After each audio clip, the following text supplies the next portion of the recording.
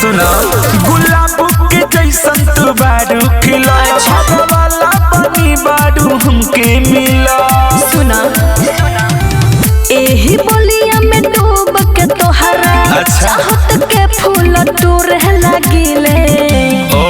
जब प्यार से कही के बुलावेला प्यारी बोले न बनी उड़े लागिले। अच्छा तोहरा प्यार के नशा में नशा के सैया बोले न बनी उड़े लागिले। उड़ते रहा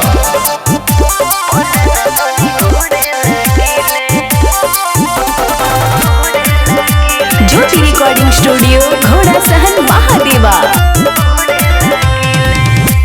जोड़ा तुहार नइखे जिला जवार में सचो का एही से राखिल तोहके नयन में सवार के।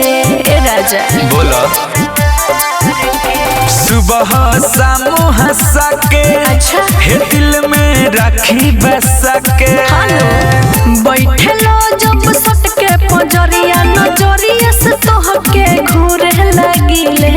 अच्छा ही बात जब प्यार से कही के बोलावेला प्यारी पले न बनी उड़े लागिले।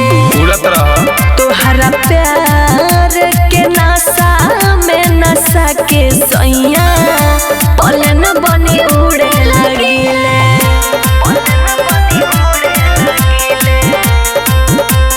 म्यूजिक बाय मंटू मनी।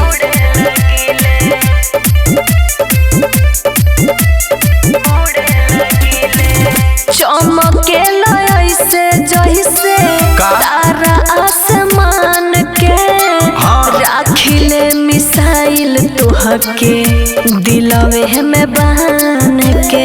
पते ना रलो अरे बुझला इतना करबू पड़ैया बगला जई है तोहर सैया। नंदनी लाए हो बेला जन्नत के हुरे लागिले। तो हम हइले हई जब प्यार से कही के बुलावेला प्यारी पले न बनी उड़े लागिले। तोहरा प्यार के नशा में नशा के सैया पले न बनी उड़े लागिले। चला उड़त रहा। ज्योति रिकॉर्डिंग स्टूडियो घोड़ा सहन महादेवा।